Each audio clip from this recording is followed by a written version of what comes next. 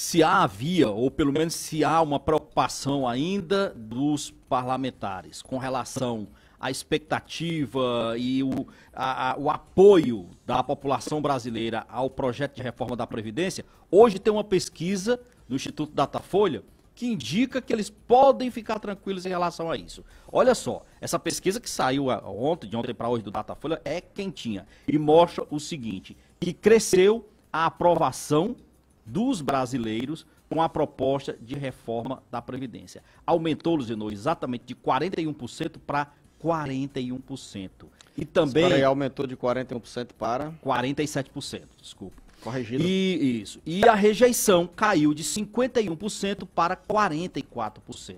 Ou seja, claramente, o projeto de reforma da Previdência encontra hoje no seio da sociedade, entre os brasileiros, muito mais respaldo, muito mais apoio. Logicamente que esse trabalho que o governo está iniciando hoje, que diga-se de passagem também, com muito mais relevância, o presidente da Câmara dos Deputados, o Rodrigo Maia, porque aqui a gente tem que fazer um parênteses, não se criticou tanto o Centrão, foram feitas muitas críticas ao trabalho deles, mas, diga-se de passagem, se esse sucesso que está sendo experimentado hoje na discussão e talvez nessa aprovação do projeto de reforma da Previdência, o governo, a participação direta do governo Bolsonaro é mínima em relação ao esforço feito pelo presidente da Câmara e os partidos que completam, que fazem o Centrão. Eles fizeram um trabalho. Mesmo porque, Beto Almeida, desde o primeiro momento é frágil a articulação política do governo. O governo não teve em nenhum momento um representante identificado como você é o articulador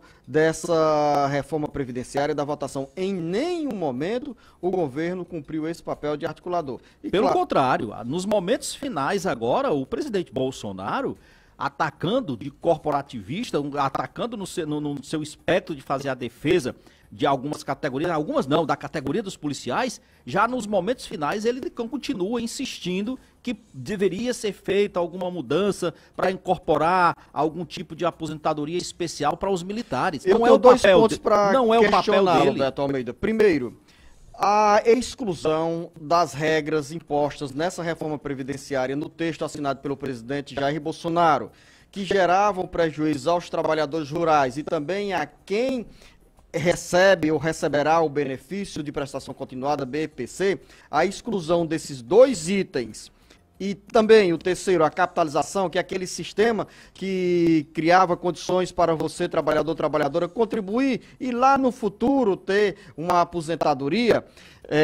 Esse sistema, tanto a exclusão desses três pontos, capitalização, BPC e regras para os trabalhadores rurais, a exclusão desses três pontos acabou, Beto Almeida, por favorecer a votação, a tramitação, a aprovação dessa reforma previdenciária na comissão especial e também provavelmente no plenário da Câmara Federal. Isso porque a maioria dos parlamentares da região Nordeste, dos 9 estados do Nordeste, tem uma relação direta com os trabalhadores rurais, com os sindicatos rurais, e aí para não perder apoio, esses parlamentares acabaram criando um canal para pressionar o governo federal, para pressionar o relator da reforma previdenciária a excluir essas regras que deixavam mais duros os critérios para os trabalhadores rurais se aposentarem. Você está certo, não? Esses pontos eram considerados aqueles mais nevrálgicos, de maior poder de pressão sobre os deputados, e eu acrescentaria ainda mais dois.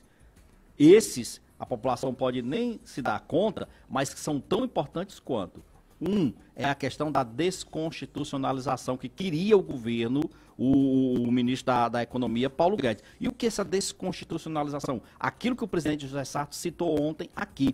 É exatamente a possibilidade de mudar novamente, daqui para diante, as regras de aposentadoria sem precisar modificar a Constituição, apenas por um projeto de lei ordinária. Os deputados... Isso significava o quê, Beto Almeida? Que muito mais facilidade. A aprovação por maioria simples do plenário da Câmara e do Senado. Ou seja, mudava-se regras, abria-se a possibilidade, aliás, de se mudar regras da Previdência, no sistema de aposentadoria, sem essa dificuldade que tem hoje de mudar a Constituição. E isso daí foi barrado, Luciano. Esse é um fato que eu considero importantíssimo. É extremamente positiva essa decisão dos parlamentares excluírem esse texto na comissão especial. Outro ponto que me chama a atenção, Beto Almeida, é que o governo demonstrou otimismo, o próprio presidente da Câmara dos Deputados, Rodrigo Maia, no final de semana e também nessas últimas horas, faz cálculos e aponta que a reforma previdenciária poderá ter entre 320 e 340 parlamentares. Para você, ouvinte internauta, são necessários 308 votos para uma proposta de emenda à Constituição ser aprovada na Câmara dos Deputados. 308 votos, esse é o quórum.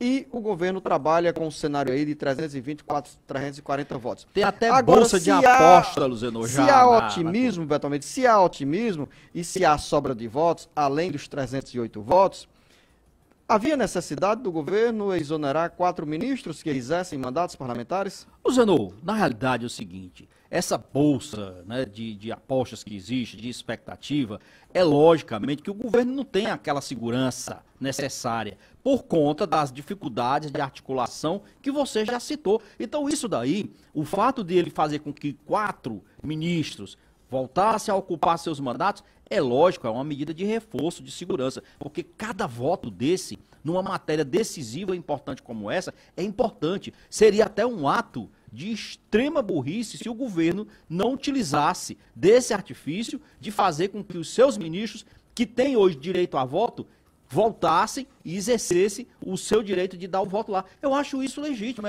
faz parte do projeto de articulação. Como faz parte também, nesse processo de articulação, a liberação de recursos para os municípios a pedido dos parlamentares. É uma sinalização que sempre existe nessas votações consideradas mais polêmicas. Luciano, e outra coisa, olha só. O governo, só nesses 5 primeiros dias de julho, 2,5 bilhões de reais já foram liberados em emendas. De ontem para hoje, eu estava vendo uma matéria aqui na Folha de São Paulo, foram liberados 1 bilhão de reais em emendas parlamentares vinculadas à área da saúde, e especificamente para a área da área da saúde. Essas emendas, para facilitar e para agilizar a liberação delas, elas saem direto do Fundo Nacional de Saúde e vão para os fundos municipais de saúde. É legítimo? É. Não tem nada de ilegal aqui, não.